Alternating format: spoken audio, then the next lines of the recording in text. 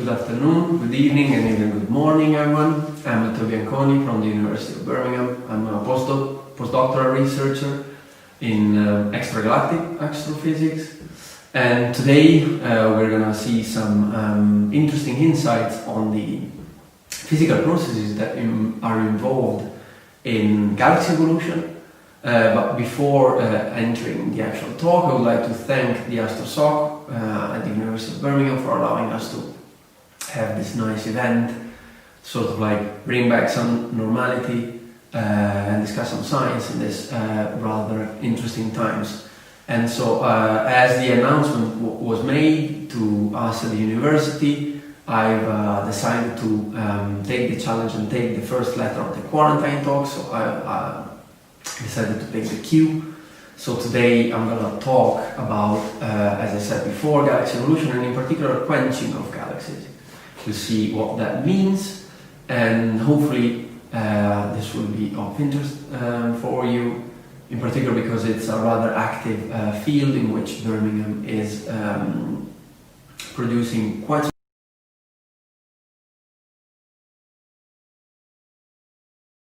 some work, and so hopefully you're going to enjoy.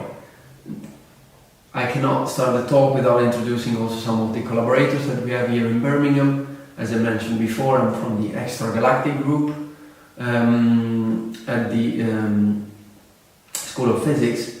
This includes also not only me, obviously, two students that we have, Dan and Cressida, and also Graham and Sean, leading the science questions that we are pursuing. Without further ado, I'll start with my talk.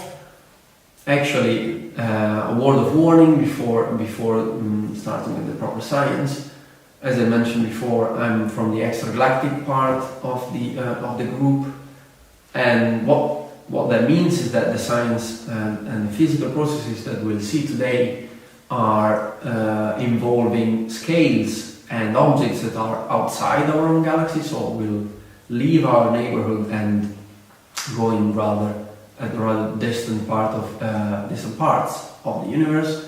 Hence, we'll deal with rather massive quantities. What that means is you'll hear me talk about masses of galaxies in terms of solar masses, meaning that we do not count or we do not measure the masses of galaxies in kilograms. It would be a rather meaningless number given that it's that big. We rather count the solar-like stars that each galaxy contains and weigh them according to this number. And so a typical number that we consider for galaxies in terms of mass is about 10 to the 9, so a billion solar masses, equally and above for bigger objects. Equally, distances are rather vast, and so instead of using kilometers, we use parsecs, which are in the 10 to the 16 kilometers. These are typical scales that we deal with when we are investigating galaxy physics, and even multiples of these, and we'll see scales of millions of kiloparsecs, so really rather vast scales. So bear with me on that. And as an aid, or as the material in which we'll sort of try to do our investigation, we'll use both observations but also numerical simulations. Observation being the first and proper and prototypical way of investigating astronomy, effectively taking pictures of the universe using different instruments in different wavebands to sample different physical processes, but also numerical simulations. Numerical simulations are effectively suites of software that astronomers design to investigate the different physical processes that we see in galaxy evolution, for instance. We do implement the physical laws that we believe are acting during galaxy evolution, and the advantage of having numerical simulation is that we can run back and forth time and time evolution, so see how evolution shapes galaxies this is something that we cannot do with only observations, as those are statical shots of an instance of the universe. So the play between the two increases the knowledge that we have on galaxies themselves. We consider galaxies, for the purpose of this presentation, according to their capability of producing stars. So we see them as objects that are very capable of producing stars. These galaxies, though, are rather more complicated systems, but for today we're only going to focus on the star formation side of the galaxy. But to show you here how important it is to have a proper set of observation, you might recognize these objects. It's the Andromeda Galaxy, observed in 5 different wavebands. We can see how different it looks, but also how similar these different wavebands are in terms of the science and the physical processes that they highlight. In particular, if we move from left to right, we see longer wavelengths associated to the cold part of the gas that is contained in galaxies, gas and dust, if it's even more dense. Moving upwards in wavelengths, we see infrared being again re-emitted by the dust that surrounds the areas where stars are born. If we move further upwards to the optical wavelengths, we see a prototypical image of a galaxy that we might all know. This is where we see the majority of the light emitted by stars themselves, but in particular from the older population of stars. Newer stars instead can be found in the ultraviolet. So newer stars are hotter, even bigger usually, and these objects are emitting more powerfully in the ultraviolet. It's nice to see how the ultraviolet and the infrared are talking to each other in a way. Effectively, the infrared emission from dust comes from these newly born stars, and so we see how nice these two match. And if we move further up the scale, we see X-ray. This is the hardest part of the emission, coming from more evolved and rather peculiar objects such as supernovae or active black holes.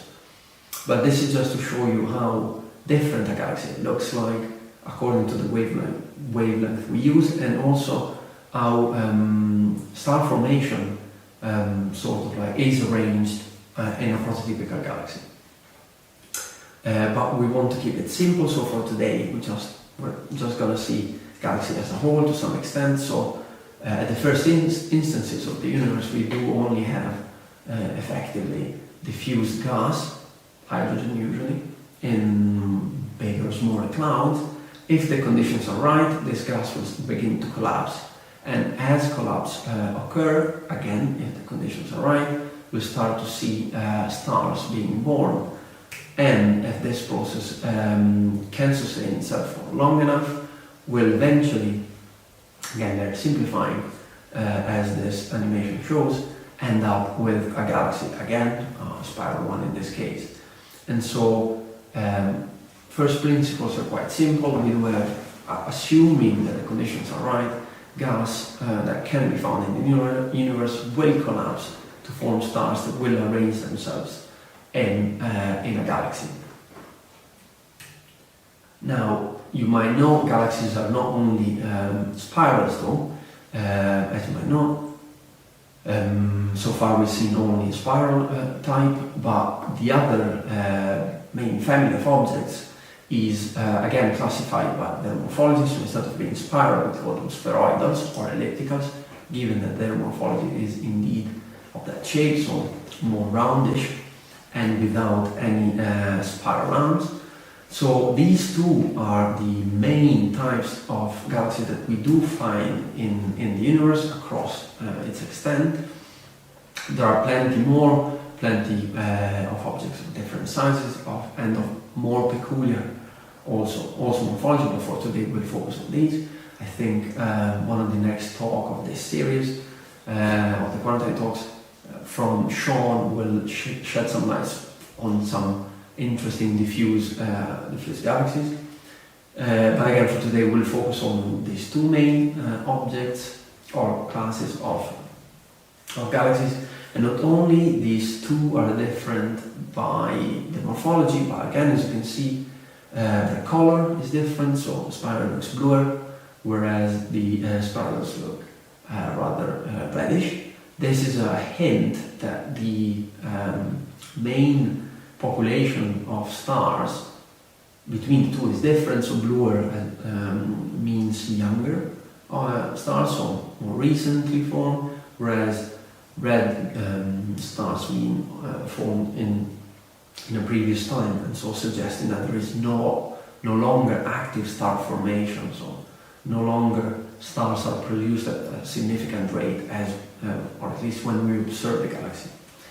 And they don't really seem, these objects, so spheroidals and spirals, they don't seem really similar by any means, but we'll see in a second how, in fact, there might be a connection between these two. There might be even some sort of relation in terms of evolution between these two objects, or these two classes of galaxies. In particular, we need to focus for a second on how galaxies are distributed in the universe. And so this is a panoramic view of the galaxies that we can see in what we call the local universe, so not too distant from us. And at the first glance, you can see here in the color map, you might argue that galaxies look rather uniformly distributed across the universe, but if you train your eye for a second, you start seeing what look like filaments, and filaments coming together in knots that are quite easy to spot actually, and they're quite frequent. These knots are called clusters, named after the fact that they do contain an overdensity of galaxies. And we see this peculiar arrangement of objects. So on the larger scale, rather uniform, but if we zoom in a bit, we start seeing some peculiar structures.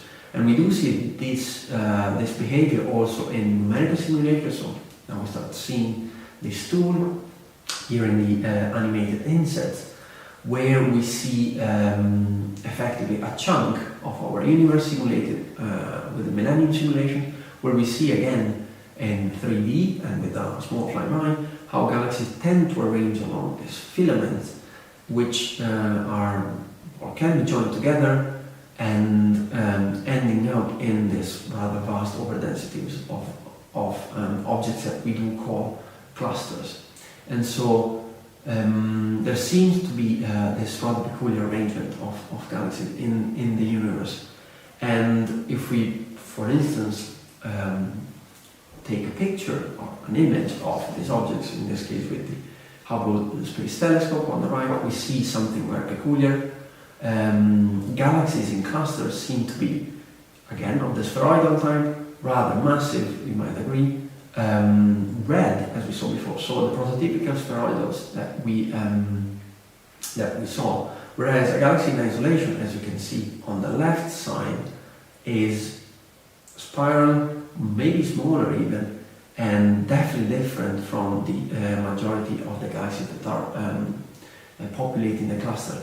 Just to stress to you that the majority of the objects that you see in the cluster panel are indeed galaxies belonging to this very objects alone, so not background or foreground. All of these galaxies, and they could be in the thousands even, do belong to one single gravitationally bound, as we call objects. Gravitationally bound meaning that all the galaxies are sort of locked in this structure together, and it can be considered indeed as one object, not just a mere overdensity in projection. And indeed, the astronomers sort of argued that maybe galaxies starting in isolation, looking like spirals, and with active star formation, can be accreted as time progresses onto clusters along the filaments that we saw before. And as this process occurs, the evolution of galaxy changes, and some physical processes might kick in that lead to a transformation of what is a spiral and actively star-forming object into a massive spheroidal. And being this an astrophysical talk, I have to put mandatory cluttered slides, so bear with me on this one. But I wanted to sort of like shock you with a rather dense set of names, because this is effectively the most up-to-date list of physical processes that are understood to act as a galaxy is infalling and accreted into a cluster. There are many that have rather bizarre names, as you can see here as well, but typically, at least, we can agree that, or the community agrees that they can be divided into two categories: hydrodynamical and gravitational, according to the physical process that dominates all these different effects. Now, I've left some empty space on the bottom because this picture is ever so evolving, so new theories and new ideas are discussed in the community on what is the dominant process that transforms galaxies from active star-forming objects into passive spheroidals. But again, to keep it in the spirit of simplicity, I've also continued with a simple animation. So we had the galaxy that we saw before, again still with preserving some gas around it, which is effectively the fuel that powers star formation. And we saw that through some process this gas has been blown away, its spirals, well in this case, have fallen off, but you get what I mean, and its central core has increased. Now this again doesn't mean to be very realistic depiction of what occurs, but sort of gives you an idea of what might be some of the processes that do transform a galaxy from a spiral to a spheroidal, and so stopping its ability to produce stars, some way, somehow, changing its morphology as these processes occur, and leaving at the end a red and dead galaxy. I want to focus on some of these processes listed here, in particular run pressure stripping, so on the category of the hydrodynamical processes. Run pressure stripping might sound exotic, but it's something that you do witness and you do experience yourself. Actually, as you ride, for instance, on a bicycle, you do feel pressure building on your face as you speed along through the air. This pressure is called indeed run pressure, and it's the same that a galaxy infalling into a galaxy cluster. So again, it's very massive over density. You should imagine galaxy falling in at speeds in excess of thousands of kilometers per second, so incredibly high speed. And the gas actually that permeates galaxy clusters acts as the air in the example of you riding through the air, and so galaxy feels this pressure building up on itself, and the gas that is contained within the galaxy gets stripped and removed and left in its wake, which we can see here in the left panel in this rather gorgeous image of this infalling galaxy. You can see here extended trail of gas that's been removed from the galaxy, and effectively this process removes the fuel that powers star formation. Equally, here in this left and the right inset, we can see how the stars are not affected by this process again, but instead the gas that is contained within the galaxy gets removed, and so the fuel power star formation gets removed, and so this appears to be a rather effective process, stopping and quenching. So finally, we use this word, quenching star formation in infalling galaxy. falling galaxies into clusters in particular. Another very spectacular process that we see in cluster is, or galaxies in general, but with significant effects in cluster, is an active galactic nucleus. This is a supermassive black hole which is often located in the central regions of galaxies. We're talking again about black holes of even millions of solar masses, of really vast massive objects. If some of the gas within the galaxy is funneled onto this black hole, we might start seeing some activity in the shape of jets, very powerful jets, as you can see here,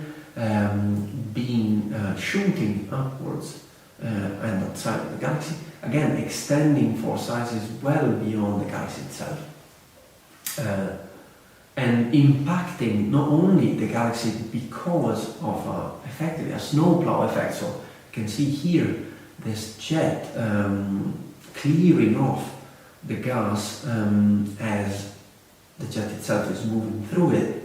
But only on bigger scale here on the right. Again, we see in red the emission from one of these jets, and in blue the gas that caused ground pressure stripping galaxy being effectively kicked out of the way by this jet. And so these jets are so powerful that are able to influence the entire cluster environment. These clusters are scales of hundreds, thousands times the size of the galaxy themselves, and yet one single massive, nevertheless, supermassive black hole can influence this entire environment.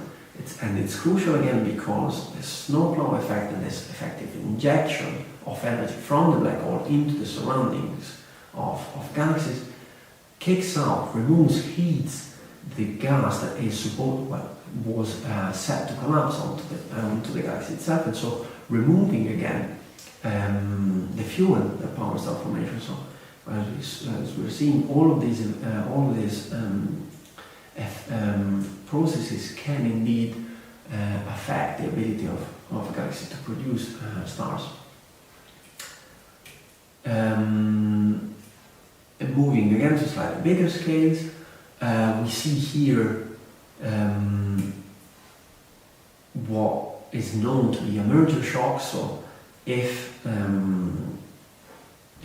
cluster is undergoing significant accretion of galaxies, as they move through the diffuse gas that permeates clusters, this can cause the creation of a shock wave. This shock wave can wash over the entire extent of the cluster itself, leaving this rather beautiful pattern that we see both in observations and that can be reproduced and studied in simulations, stirring this the distribution of the gas and altering the overall conditions in which galaxies are located. So again, we see that even this merger shock passing through galaxies are able to stop the accretion of further gas onto these objects, and so stopping again star formation.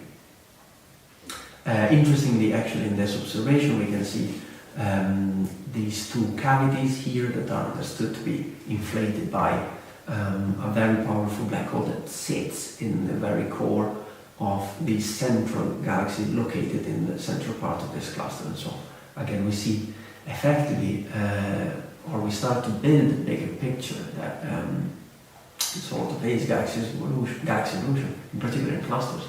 There's not only one single process dominating the entire galaxy evolution. There could be many that could be acting on different time scales, but again, acting together eventually and building this rather complex picture that we're trying to disentangle. And ultimately, we see also some gravitational processes, and so we have seen the hydrodynamical side of them, of what we call environmental processes. Here we see the gravitational ones, for instance. The more classical one is what is called a galaxy merger, effectively two galaxies colliding with one another. And if we saw hydrodynamical processes mostly affecting the distribution of gas within galaxies. Gravitational processes have the ability of modifying the morphology and the structure itself of the galaxy, and in particular then of the stellar component within the galaxy itself, and so rearranging it and destroying, for instance, the spiral structure of a galaxy, as you can see here, and ejecting some parts of the galaxy themselves, and ultimately this does have an impact on the evolution of the galaxy itself. It might create just by adding a more massive object, but also lead to the formation of debris that then will become smaller and rather irregular galaxies. And again, as I was saying just before, piling or compiling the entire set of processes, galaxy evolution is quite complicated, but I hope I give you sort of like a panoramic view of what is known and what is thought to happen as galaxies are accreted into clusters. But for that purpose, also want to show you a really nice movie from a cosmological simulation. So again, an numerical simulation where we do insert all the physics that we understand to be acting on galaxy evolution, and we can actually see all these processes acting at once, so understand what is the time evolution of these processes. On the left panel you will see the evolution of the stellar component of all the galaxies coming together, and on the right you will see the gas component. So keep an eye on both as the movie plays. We see, or we start to see the first encounters in the central region of what will be the core of a cluster, and we see that as all these encounters are occurring, gas gets ejected, heated up, and we start seeing even some effectively explosions. These are the black holes that are located in the core of galaxies becoming active and ejecting a lot of energy in the surroundings, effectively washing away and pushing away the gas that is contained in these galaxies. We see already that the galaxies are turning red because no recent star formation is occurring, because there is no fresh gas that can fuel star formation itself, and we start seeing already that we end up having a massive spheroidal in the central region of a cluster, and we see here ultimately an individual merger followed by ground pressure stripping, and also again activity from the central black hole. So again, all the processes combined at once, which lead up to effectively the massive galaxies that we see in the course of clusters. And so hopefully I've sort of like wanted to give you a panorama of what's known and what is understood to happen in clusters. Plenty of questions are still open. Is there any difference in the way galaxies are accreted, or is there any difference in the evolution of galaxies according to the way galaxies are accreted, if they are accreted in isolation or in smaller groups? Do we know exactly how long it takes? And well, these are, I put them here as open questions because these are still being investigated. In particular, Birmingham has quite some history on the subject, so actively producing research on this very topic, but also using clusters and galaxy evolution as a more general tool for understanding the evolution of the universe, and also using clusters indeed as cosmic laboratories where we can test a lot of interesting physics. And further involvement of Birmingham is also in upcoming missions that will be soon online, in particular the Verubian Observatory, Euclid, and Rosetta, which is actually now flying. So these new instruments are will be very interesting to follow, and Birmingham will play an important role for the science done with these instruments. And I would like to thank you once again for the attention, And thank you again, Pastor Sok, and I'm open for your questions. Thank you very much. Right, my name is Luke Booth. I am the Society President of AstroSoc for this year, and I'm delighted to welcome you to our first Q&A session for the first talk as part of Quarantine Talks. This is going to be a series of 10 talks given once every week at the same date and the same time. The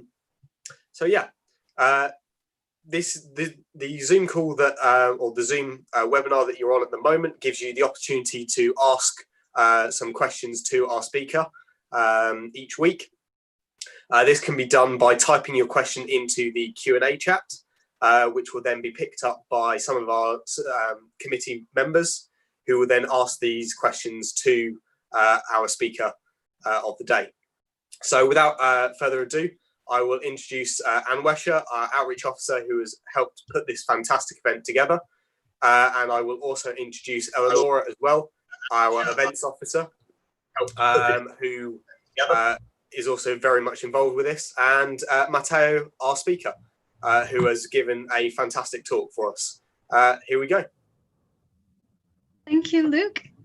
It is my pleasure to welcome Dr. Bianconi to our Q&A session today. For the audience members who joined in a bit late, I'll just give you a brief introduction. And Dr. Bianconi is a researcher at our University of Birmingham School of Physics and Astronomy. His main areas of research include the multifaceted physics of galaxy clusters and galaxy evolution. Eleonora and I will be around to pass on the questions that the audience has to Dr. Bianconi. And yeah, with no further delay, I guess we can start off the Q&A session.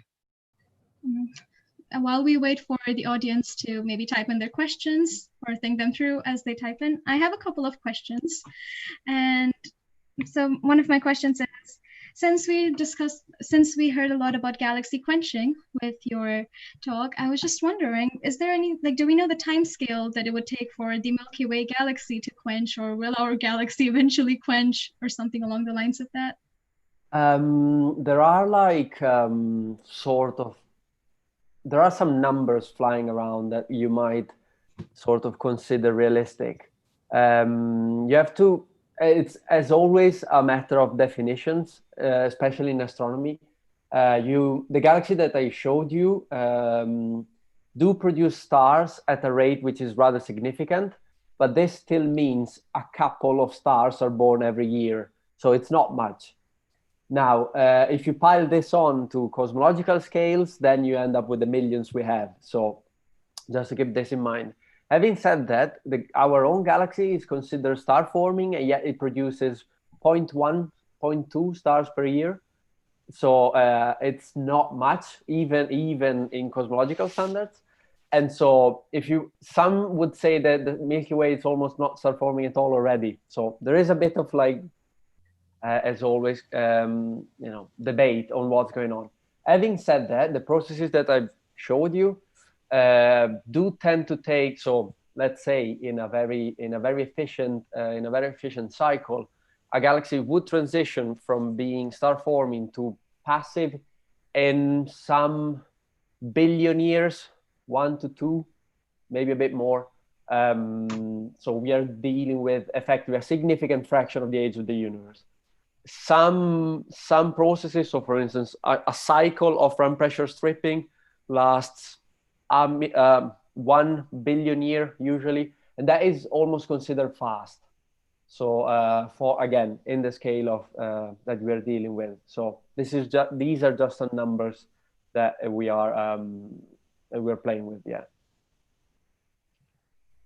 Perfect.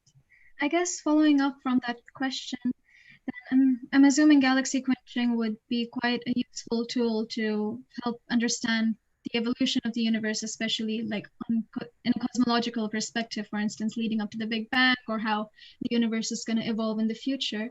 Is there any direct implication that studying how galaxies evolve would have on cosmology specifically, for instance?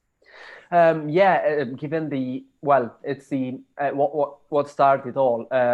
It's almost impossible, despite really challenging, to actually analyze. let's say it's a complicated subject in any case, because we cannot consider galaxies, all the galaxies we see, as a single object. They are all very different, and the numbers that compose these different families are indeed associated directly with the way the universe evolves. And so if we try to run backwards what we see now in our surroundings to try to understand where we're coming from, we need to take into consideration the different environments where galaxies are located, and vice versa. So we can effectively use the population of galaxies that we see as a tracer for what might have happened in the past. But in order to do that, we need to understand, unfortunately, it's a rather challenging task, but we need really to understand the fine details of all these physical processes. Hence, our quest to really disentangle all the different little protagonists that we might have in the galaxy evolution, to really sort of backtrack what happened at the formation stage. Not very long ago, especially, well, for astronomy, we're talking 40 years ago, there was hardly any evidence of environmental processes occurring at all. And so galaxies are thought to evolve completely differently. And the universe was thought to evolve completely different from what we know now. This is, as I try to do during the talk, this is not a complete picture that we have now. There is a lot to do. It's a lot of degeneracy in what we know. So it's I consider it exciting as a topic, not only because I'm involved, but because it is really evolving itself. So it's a very active field and plenty for participants. Birmingham is playing a role, and so it's very interesting, not only because it gives you a taste of what galaxy evolution is, but as you said, it can then be expanded to cosmology. So it's for that, I consider it quite interesting. I guess one of the hot topics in physics and astronomy in general these days is topic of dark matter and dark energy specifically. Since the talk wasn't really centered around dark matter, I'm not entirely sure how appropriate this question would be, but in terms of understanding the evolution of galaxies, how much is the focus of current research on the presence of dark matter and how that impacts galaxy evolution? Effectively, I've almost purposely skipped over dark matter in the talk, otherwise it would have been another Pandora's box open. But what effectively keeps this galaxy cluster that we saw together is indeed dark matter. We don't, you might know, we don't see it directly, but we do see its effects. The basic principle actually behind the existence of galaxy cluster is indeed the presence of a large gravitational pull that keeps all these galaxies that are moving at thousands of kilometers per second together. So we need something very massive that we don't see, unfortunately, hence dark matter, but we need it to explain why clusters are there. And so effectively, and through that, and through, well, whenever you mention gravity, and we saw quite some gravitational processes, whenever you mention gravity, you inevitably mention dark matter. And so even just by studying the trajectories of galaxies within the cluster and the way they are moving through the universe, we do have indirect probes of how dark matter is distributed. By studying the shape of clusters, by studying the number even of clusters, we then can relate this to how the large scale of the universe are evolving, hence dark energy. And so it's all very well connected, and that's why we refer to galaxy clusters as one of the biggest laboratories of the universe, because it's really the place where you can test and try a lot of different theories on a lot of different scales that do involve both the smaller scales, such as stars, up to the evolution of the universe itself. And so it's very prominent. Dark matter, in fact, is indeed one of the more prominent areas of studies when it comes to galaxy clusters. With that, one could, for instance, mention strong lensing, this rather peculiar effect of space-time distortion, which is very interesting and very exotic. Galaxy clusters are indeed the prime example of this rather exotic phenomenon, and that can be used actually even as a telescope itself to look further into the distance of the universe. So even if I only mention galaxy evolution, there is a rather deep connection with cosmology itself. And Personally, I'm more focused on the galaxy evolution as is, but yeah, I cannot stress enough how this is connected to the evolution of the universe. So you also talked about very briefly about galaxy mergers in your talk. I know that I've certainly heard of, and perhaps many of our viewers have heard, that somewhere in the distant future, the Andromeda Galaxy is likely to merge with our own. Yeah. And obviously both of these galaxies, along with the Large and Small Magellanic Clouds and a few others, are part of the local group, and which is, I believe, on the outskirts of the Virgo cluster. What do you know? What sort of timescales it might be before any of these things happen, perhaps to our own galaxy? We're talking especially for the collision, the inevitable collision with the Andromeda Galaxy, in the excess of million years, a bit more than that according to details, but these are the scales. So that will happen, and effectively this will be rather a rather important impact on the evolution of our own galaxy as well, because we can imagine, well, we cannot see our own galaxy from the outside, but to give an idea, we are not that dissimilar to Andromeda. So it will be two rather massive systems coming together.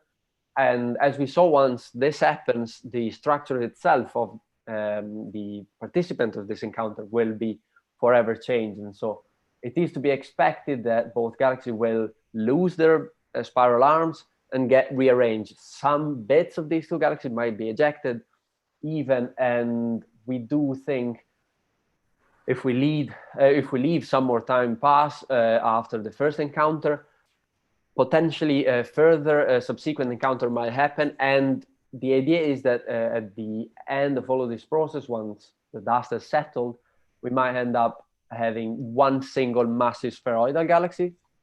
So this seems quite likely.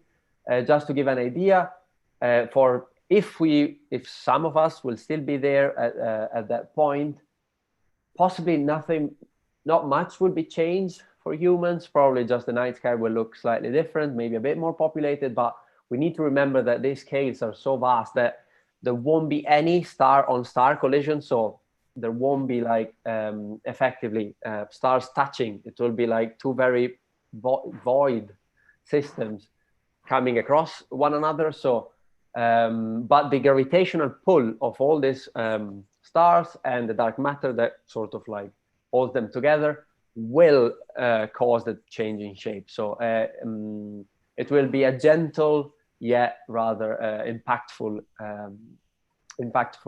event.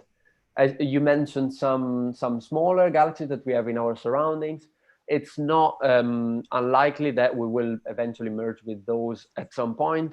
It's almost certain that in the past, some merger between smaller galaxies and the Milky Way has occurred already. And this effectively might explain even why the galaxy looked the way it does. So we know Milky Way is a spiral galaxy with a rather prominent bulge. So effectively a small spheroidal structure in its center. This is understood to be sort of like grown from mergers that occur already in the past. And so effectively stars piling in the core of our galaxy. And so it's not unfair to say that for a galaxy to never experience a merger, that's a very unlikely event. Galaxy to experience more than one, that's unlikely as well. So there is a sort of like a sweet spot. Usually a galaxy undergoes at least one, maybe not more, but everyone more or less has gone through one. Maybe just with the smaller objects, but usually one merger has occurred. Fantastic, thank you. Perfect. Thank you so much for the questions. I mean, and the explanations, because they have been quite enlightening. This is Thank you. Relating to the discussion that we had just a couple of minutes ago regarding dark matter. It just occurred to me, do astronomers have any specific tools that they use to distinguish the effects of gravitational lensing from ram pressure stripping, for instance? Well, yeah. So we do see them in a sort of like different light. You can imagine, especially when it comes to gravitational lensing, for it to happen only in what we call in very specific regimes. So for it to be visible, we need to be at the or very close to the core of the most massive objects we know. So either galaxy cores or cluster cores. And so to have the confirmation of gravitational lensing to be occurring, first of all, we need to see it only in specific areas. Random pressure stripping is a phenomenon that we more and more start to observe and discover effectively almost in different region of clusters, for instance, because we need a better contrast. So in order to see the gas that is left behind, the galaxy that is flying through the cluster itself. And so it's almost more visible once the galaxy is a bit outside of the cluster or not aligned with its center, because we need the contrast of the background to see the gas that it's left on its way. They do kind of occur or they can occur in similar environments, i.e. galaxy clusters, but yeah, the regime in which we see them are slightly different. So for now, there is not, it's quite, especially effectively random pressure stripping. It's a rather new phenomenon that it's picking up a lot of speed. There will be more and more observation that will help us characterize what are the characteristic conditions for it to happen. But again, we do need freshly accreted galaxies, or rich of gas, that can be then stripped, and the more it is stripped, obviously, the easier it is to be observed. Correct. No, that's quite a nice explanation, and it really does help clarify quite a lot of things. So I'm aware that we might have a couple of students, prospective students joining your University of Birmingham this September in the YouTube live stream watching the session at the moment. And I was just wondering, perhaps if we know of any future research projects or prospects for budding astrophysicists in the field of galaxy evolution that they might want to look out for. So I've tried to advertise some additional participants in the galaxy evolution side of research of our group. So in particular, there is me, but I'm just a postdoc. In particular, we have Graham and Sean that lead the research group on extragalactic astrophysics. And they always have plenty of science questions that can be actually tested and can become the matter of further study, further projects from new students. I've tried to mention in particular, not necessarily maybe a science question that can be addressed, but also some new instruments that are about to come online and with which Birmingham will have a relation. And so in astronomy, a good insurance on having something to do is being related to some sort of new instrument, given that there will be new data to be analyzed and observed, and that will sort of give you material to work on. And so among those, we have the Vera Rubin telescope that will come online hopefully next year. We have Rosetta, we have Euclid. And so these are just some missions that we'll know will fly soon, that will give us more data to work on to characterize clusters and galaxy evolution. To be more specific, with Graham, for instance, now we are working on a project that sort of involves the use of galaxy clusters and gravitational lensing to probe further into the distance of the universe, and to use this gravitational lensing actually to detect lensed gravitational waves. So we added a bit an additional complication to it, but effectively, again, using gravitational lensing as a telescope to look further into the distance of the universe and to detect merging of black holes. So this is a very, very exciting project that we are currently developing. Sean instead is as well working on, for instance, not only great galaxy evolution, but also is involved in one that will be the biggest missions. Unfortunately, there are still 15 years to go, but that doesn't mean there's work to do, but it will be LISA. So you can imagine, if you heard of LIGO, this instrument that is used to detect gravitational wave on the ground, there will be a version that will be launched in space, and he's involved in that. And not only we will probe the science of black holes with that, but also we'll be able to trace effectively the mergers that we saw before at a scale, at a galaxy scale. So we're able to trace all of these events that we saw that impact so much the galaxy evolution. And so as a byproduct almost of the science reaching for the merger history of black holes, we'll then understand better what is the impact of merger, how many mergers again occur on the evolution of a galaxy. So it's a very, despite everything, astronomy seems to be progressing and opening up more and more fields of research. We, and I involve not only me, but the names I just mentioned, we are always open for questions. And if we are, if you go on the research group webpage, you can find us there. There's our email address, so please feel free to contact. We do have, for enrolled students already, we have provided some summer projects, some fourth-year projects that we can discuss. But even if it comes just down to some curiosity or some, as you mentioned, prospect students that want to have a flavor of what might be, you know, a prototypical example of research in galaxy evolution, please feel free to contact us. We are here and we'll be very happy to reply to all of your questions. Again, I'll also plug the next talk of the quarantine session. I think will be done by Sean on ultra diffuse galaxies. So in a week time, so that you will see more possibly on galaxy evolution as well. Perfect. I mean, I feel like galaxy evolution sounds like a very nice and cohesive subject, which binds several areas of astrophysics, from gravitational waves, dark matter. I mean, I feel like it touches on everything. It does. I mean, it's effectively, yeah, it's a really big hat under which you can put a bit of everything. But there is really if you want to tackle, if one wants to research on galaxy evolution, it's a curse and a luck. You really have to take into account a lot of different things together. So you can have edges on specific aspects according to your preference, but it's also one of its beauty, I guess, because it does allow you to sort of carve your own path and add bits that you might find interesting. So it's I champion it. Perhaps I'm guessing we will probably be wrapping it up in a couple of minutes, given that it's already been about 30 minutes to the Q&A.